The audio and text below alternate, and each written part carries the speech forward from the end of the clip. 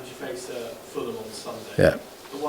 The emergence of teams in recent seasons, but particularly this season, like Fulham, Bournemouth, Nottingham Forest, how much harder has that made Tottenham's ambitions, and how much more competitive has that been in the Premier League? Not just Tottenham's, I think the whole league. I think, and it's no coincidence those teams aren't in Europe. I'm telling you, the player attrition rate for teams in Europe is going to catch up with everyone.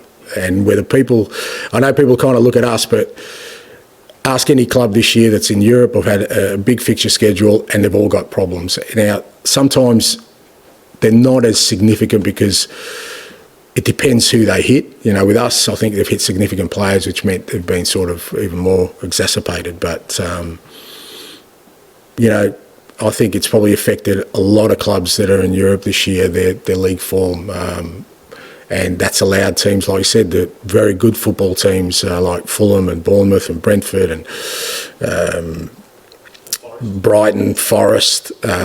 It's pretty tight up there. Newcastle, all these clubs who, you know, and particularly if they haven't had any sort of lengthy cup run as well, then yeah, it's a competitive league. But I don't think that's going to be any different from now on. I think for all clubs, the attrition rate is just going to increase if you're in Europe, and you're going to find more and more clubs, you know, sort of either going up the table or falling down, depending on you know, how healthy they can keep their players.